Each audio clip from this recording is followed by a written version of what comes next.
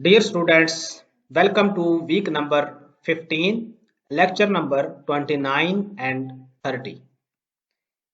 इस वीक की आउटलाइन कुछ यूं है कि सबसे पहले हम पिछले वीक यानी वीक नंबर 14 में डिस्कस किए गए टॉपिक्स की क्विक रिवीजन करेंगे।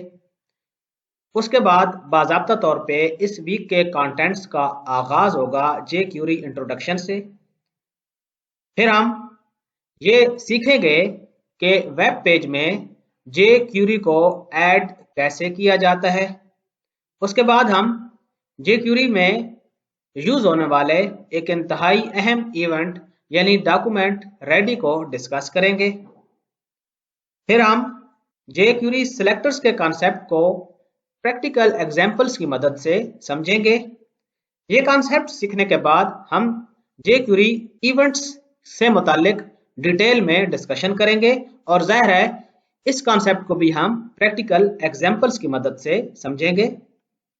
इस वीक के एंड पे हम जे क्यूरी इफेक्ट्स के मुतालिक डिस्कशन करेंगे और ये कॉन्सेप्ट भी हम प्रैक्टिकल एग्जांपल्स की मदद से समझेंगे। अगर आपको याद हो तो पिछले वीक हमने एक इंतहाई दिलचस्प टॉपिक यानी HTML DOM से मुतालिक डिस्कशन की थी। फिर हमने इसे मौजूद कुछ चीदा मेथड्स को डिटेल में डिस्कस किया था और प्रैक्टिकल एग्जांपल्स की मदद से DOM मेथड्स एंड प्रॉपर्टीज से मुतालिक डिस्कशन की थी। पिछले वीक में हमने एक और इंतहाई अहम टॉपिक यानी जावास्क्रिप्ट इवेंट्स से मुतालिक डिस्कशन की थी और इस कॉन्सेप्ट को भी हमने प्रैक्टिकल एग्जांपल की मदद से समझने की कोशिश की थी। पिछले वीक के एंड पे हमने ये सीखा था कि HTML फॉर्म एलिमेंट्स की वैल्यूज को जावास्क्रिप्ट यूज करते हुए किस तरह से एक्सेस किया जाता है और HTML फॉर्म को किस तरह से वैलिडेट किया जाता है। डियर स्टूडेंट्स, सबसे पहले हम लोग ये जानने की कोशिश करते हैं कि जे क्यूरी दरअसल क्या है। जे क्यूरी जावास्क्रिप्ट की एक लाइब्रेरी है। इसको डेवलप करने वाली टीम का स्लोगन है the right less do more JavaScript library.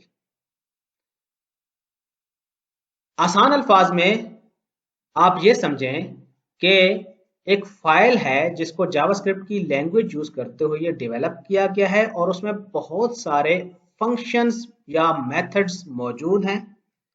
अब बजाय इसके कि आप कोई टास्क परफॉर्म करने के लिए खुद से जावास्क्रिप्ट का लेंथी कोड लिखें, आप जे क्यूरी मौजूद बिल्ट इन फंक्शंस को यूज कर सकते हैं। जे क्यूरी ने डॉम मैनिपुलेशन को, एजेक्स कॉल को और इवेंट हैंडलिंग को बहुत ज्यादा सिंप्लीफाई कर दिया है। आप लोगों को इस बात का बखूबी इल्म होगा कि मुख्तलिफ यूजर्स किसी भी वेबसाइट को ओपन करने के लिए मुख्तलिफ किस्म के ब्राउजर्स यूज करते हैं, जैसे कि Google Chrome, internet explorer, Firefox, Apple safari and so on so fourth. इसी तरह इनमें मौजूद किसी भी एक ब्राउजर के मुतालिक बात कर लेते हैं, जैसा कि गूगल क्रोम। गूगल क्रोम के बहुत ज्यादा वर्जन्स मौजूद हैं। हो सकता है आप कोई लेटेस्ट वर्जन यूज कर रहे हो और हो सकता है आप कोई प्रीवियस वर्जन यूज कर रहे हो। तो इस तरह जो जावास्क्रिप्ट का कोड होता है वो तमाम ब्राउजर्स पे एक जैसा रन ना होने का खदशा मौजूद होता है। हो सकता है आपका कोड गूगल क्रोम में बिल्कुल ठीक तरह से रन हो रहा हो, लेकिन इंटरनेट एक्सप्लोरर पे वो सही तरह से वर्क ना कर रहा हो। इस बात को क्रॉस ब्राउजर कंपैटिबिलिटी इशू कहा जाता है और ये बात जे क्यूरी लाइब्रेरी डेवलप करने वालों के दिमाग में मौजूद थी। इसलिए उन्होंने जे क्यूरी को इस तरह से डेवलप किया है कि jQuery will run exactly the same in all major browsers. और आपको इस बारे में ज्यादा फिक्रमंद होने की जरूरत नहीं है। जे क्यूरी का कोड तमाम मेजर ब्राउजर्स में एग्जैक्टली सेम वे में रन होगा। अब हम बात करेंगे कि जे क्यूरी को किस तरह से यूज किया जा सकता है। jQuery को यूज करने के दो तरीके हैं। एक तो है लोकल इंस्टॉलेशन, यानी आप jQuery की लाइब्रेरी को डाउनलोड करें, वेब पेज में ऐड करें और उसके बाद उसे यूज करें। दूसरा तरीका है CDN बेस्ड वर्जन। इससे मुराद ये है कि किसी और कंपनी ने jQuery को इंटरनेट पे होस्ट किया हुआ है और आप अपने वेब पेज में उसका लिंक प्रोवाइड करते हैं और इस तरह से आप उसे यूज कर लेते हैं। याद रहे कि यहाँ पर जब आप ऑनलाइन jQuery को एक्सेस कर रहे होंगे तो आपका इंटरनेट कनेक्शन मौजूद होना चाहिए। इस बात को कंटेंट डिलीवरी नेटवर्क कहा जाता है और गूगल कंटेंट डिलीवरी नेटवर्क यानी CDN की एक एग्जांपल है जिसने jQuery को होस्ट किया हुआ है। हम इन दोनों तरीकों को प्रैक्टिकल एग्जांपल की मदद से समझने की कोशिश करेंगे। इससे पहले कि हम jQuery लाइब्रेरी को वेब पेज में एम्बेड करना सीखें, हम jQuery में मौजूद एक इंतहाई दिलचस्प और अहम इवेंट यानी डॉक्यूमेंट रेडी इवेंट को डिस्कस करेंगे। जब भी आप ये चाहें कि jQuery के थ्रू वेब पेज में मौजूद एलिमेंट्स को मैनिपुलेट करें, आप ये चाहेंगे कि जब तक डॉक्यूमेंट रेडी का इवेंट फायर ना हो आप तब तक वेट करें, यानी आपका कोड तब तक रन ना हो जब तक के डॉक्यूमेंट रेडी ना हो जाए। इस तरह से आप इस बात को यकीनी बना लेंगे कि jQuery का कोड डॉक्यूमेंट की लोडिंग फिनिश होने से पहले रन नहीं होगा। और ये एक बहुत अच्छी प्रैक्टिस है कि आप तब तक वेट करें, यानी तब तक jQuery का कोड एग्जीक्यूट ना हो जब तक के डॉक्यूमेंट मुकम्मल तौर पर लोड ना हो जाए। अब इस इवेंट का सिंटैक्स देख लेते हैं। यहाँ पर देखें $, ये ब्रेसेस हैं और इनमें डॉक्यूमेंट लिखा हुआ है डॉट रेडी और उसके बाद फंक्शन और फंक्शन के पैरेंथेसिस करली ब्रैकेट्स और यहाँ पर आप वो सारा jQuery से मुतालिक कोड लिखेंगे और ये देखें यहाँ पर फिर जो है वो ब्रेसेस मौजूद हैं और सेमी कॉलन मौजूद है। इन तमाम कॉन्सेप्ट्स को हम प्रैक्टिकल एग्जांपल्स की मदद से समझने की कोशिश करते हैं। सबसे पहले ये देखते हैं कि CDN के थ्रू हम jQuery की लाइब्रेरी को वेब पेज में किस तरह से ऐड कर सकते हैं। इसके लिए हमारे पास ये ऑलरेडी कोड मौजूद है।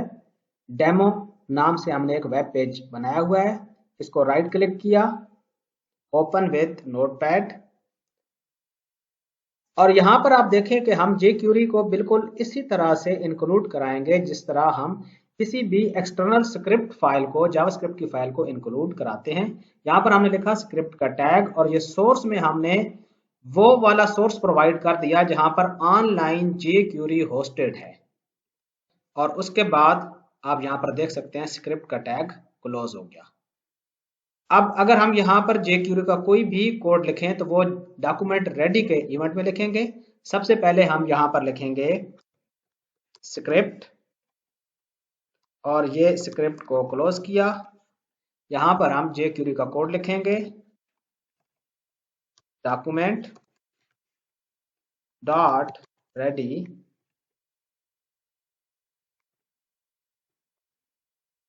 और यहाँ पर हम लिखेंगे फंक्शन और इस फंक्शन की बॉडी में हम जो कोड भी लिखेंगे वो जो ही डॉक्यूमेंट रेडी का इवेंट फायर होगा वो एग्जीक्यूट हो जाएगा। लेट्स से यहाँ पर हम लिखते हैं console dot log jQuery is working, control S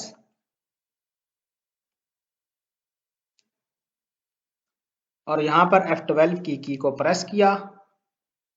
console पे लिखा हुआ मौजूद है jQuery is working। इससे मुराद हमने jQuery की लाइब्रेरी को CDN का मेथड यूज करते हुए कामयाबी से ऐड कर लिया है और jQuery वर्क कर रही है।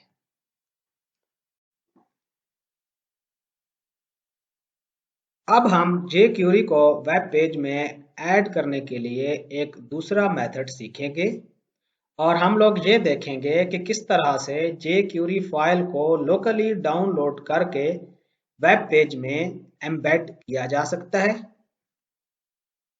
सबसे पहले हम गूगल में जाएंगे और लिखेंगे डाउनलोड jQuery।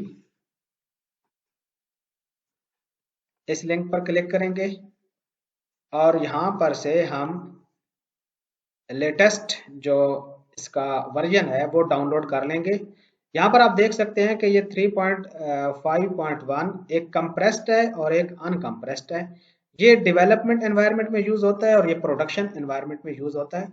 अगर आप इसके कोड को स्टडी करना चाहें तो उसके लिए बेहतर यह है कि आप इस वाले वर्जन को डाउनलोड कर लें और यहाँ पर आप क्लिक करें। यह आपके सामने एक फाइल ओपन हो जाएगी। यहाँ पर राइट क्लिक करेंगे और इसको सेव कर लेंगे और आप जिस फोल्डर में इसको सेव करना चाहें, जैसे कि हम इसी फोल्डर में इसको सेव करना चाहते हैं, आप सेव कर सकते हैं। यहाँ पर हमने सेव को क्लिक किया। अब अगर इसी फाइल को मैं यहाँ पर ऐड करना चाहता हूं तो मैं इस फाइल का नाम लिख दूंगा। यहाँ पर ये फाइल मेरे पास अभी अभी डाउनलोड हो गई है। Control C, control V, control S. अब मैं इस पेज को रिफ्रेश करूंगा और देखूंगा कि क्या jQuery का कोड कॉल होता है या नहीं होता। यहाँ पर .js लिखना भी जरूरी है। कंट्रोल एस, रिफ्रेश, और ये देखें यहाँ पर लिखा हुआ है jQuery इज वर्किंग। इससे मुराद हमने लोकली भी इस फाइल को यहाँ पर इंक्लूड करा लिया है। डियर स्टूडेंट्स, मुझे उम्मीद है कि आपको इस बात की अच्छी तरह से समझ आ गई होगी कि jQuery लाइब्रेरी को किस तरह से वेब पेज में एम्बेड करते हैं और साथ ही आपको डॉक्यूमेंट रेडी के इवेंट के मुतालिक भी काफी हद तक अंडरस्टैंडिंग हो चुकी होगी कि इस इवेंट की क्या अफादियत है। इसके साथ ही हमारा ये वाला वीडियो लेक्चर खत्म हुआ। Stay blessed.